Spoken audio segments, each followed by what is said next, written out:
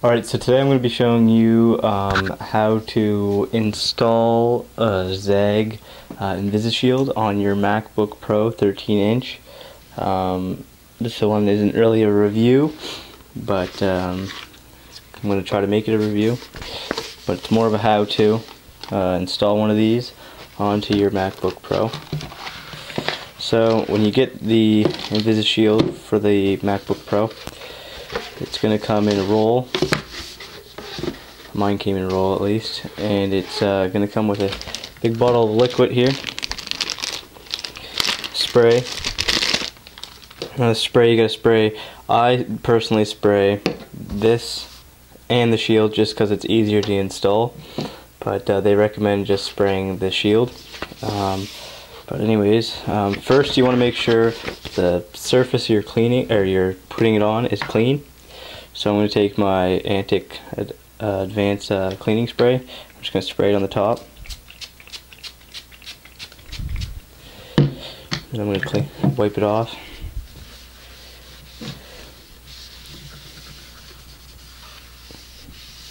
Now you want to make sure everything, all the dust is clear off of it, hair, anything that's on it, take it off because it will make a bubble inside the screen protector and you'll be able to see it in there and it'll be pretty annoying.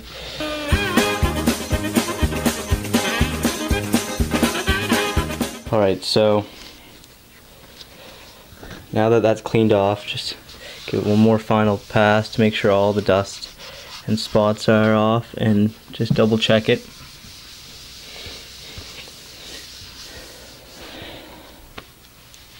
And after that's done, I have a hairdryer here because it makes it easier for the corners. You just apply some heat and it kind of shrinks it. So let's take the spray. Let's find the and you want to spray your fingers with the spray so it doesn't leave any fingerprints or residue on the thing. So as you can see, we've got one for the keyboard area, the bottom, and the top. So here's the top one. I'm going to spray my fingers first.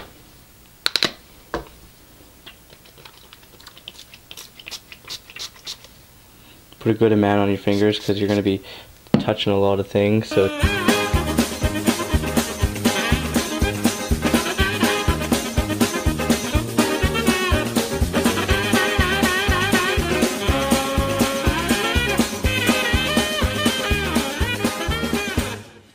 right after you're done taking them apart, spray them so they don't stick together again.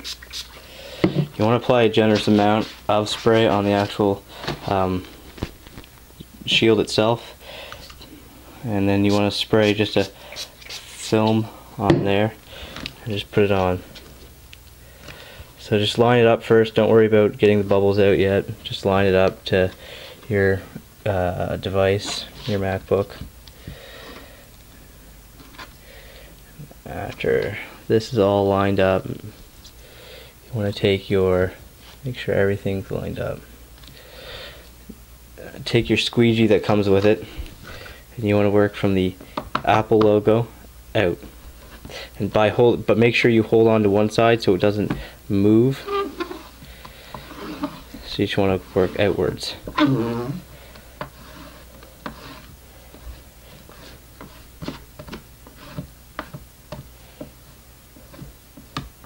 So after you work outwards here, after this is all done,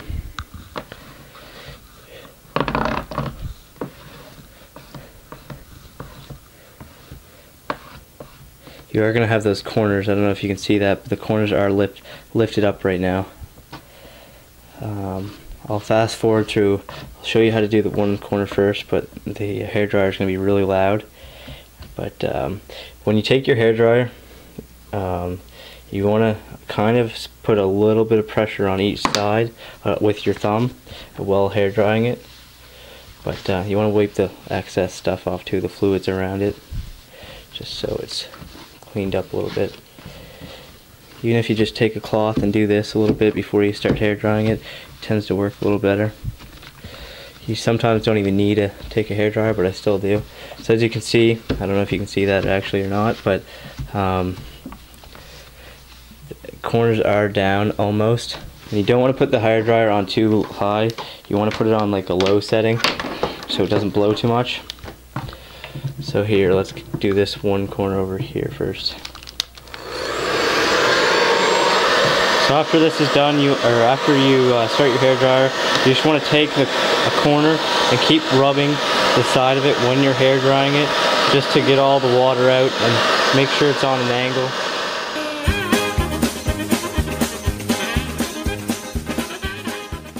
Done. That was pretty quick. When I first installed this the very first time, it took very long to do, but I think that was because they sent me a MacBook Air 13-inch, so instead of the MacBook Pro. So that's why I got this one replaced, and plus my other one was getting dirty. I had it on there for like a year. Okay, so after that one's installed, just leave it. Make sure not to do any rough handling with it. You don't want to push hard on the screen or anything like that, or the protector. For the inside one, I'm going to power my computer off. And after that's shut off, I have one of those keyboard protector things. So after this is off, you're going to want to do the same thing. You're going to want to clean the inside of it, because everything needs to be clean so there's no dust underneath of it or anything like that. This is definitely the hardest one to do because of the edges it's got on it, and it makes it really hard to put it on. So again, spray your fingers.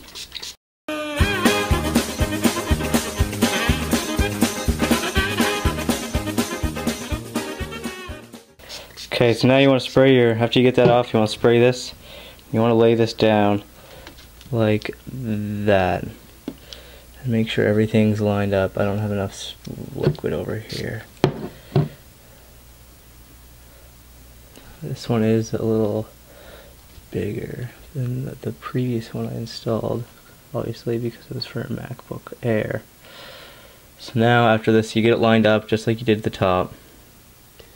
Get it lined up. Now this part's the hardest because the material is really thin, so it's going to be really hard to take this off so I can get this installed on there perfectly.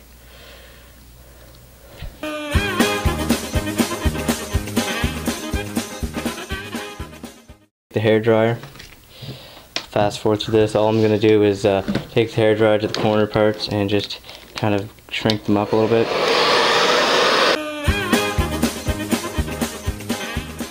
So I just ran my fingers along the edges while blow drying it, and that worked out perfectly.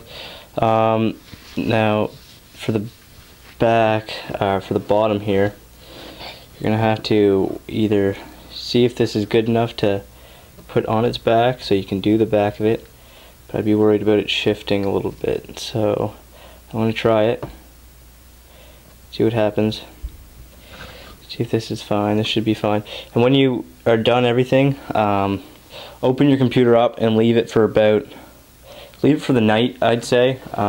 So if you're doing this like I am, I'm doing it at night right now because I'm about to go to work here, and so you want to leave everything just open and dry, to let it dry. So you're going to want to leave your computer open, and these have little stands on anyway, so that'll dry out, and just have your back kind of, that'll be open too obviously, and that'll dry out as well. So for now I'm going to close this though. This corner still is a little bit.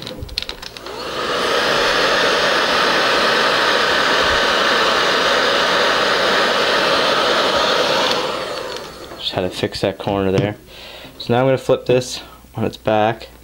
Be very careful not to apply too much pressure on the top.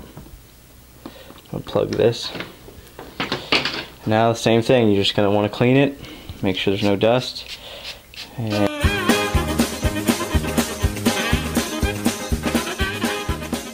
alright, so my camera died. I just went ahead and put the sides on. To make sure you don't really use your computer that much, I'd prefer to do it at night, so then you're not really tempted to use it because you'll be sleeping. But if you're looking for an alternative to a case, I'd definitely go with the ZAG, a maximum protection for your MacBook Pro, just because it is thinner. It does basically the same thing as a case except drop protection, which case does, but this really doesn't do that. More just for scratches.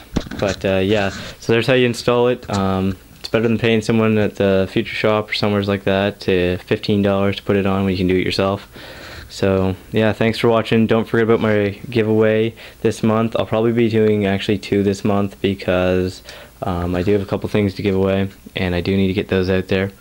So probably be announcing the winner the following Mondays, or the Monday that's coming up right now, for the 5 NFC tags and the t-shirt. When I get the t-shirt and the NFC tags, I'll just, in one of my videos upcoming, I'll probably just show it in the video, because I haven't received them from TagScan yet, so they are on their way.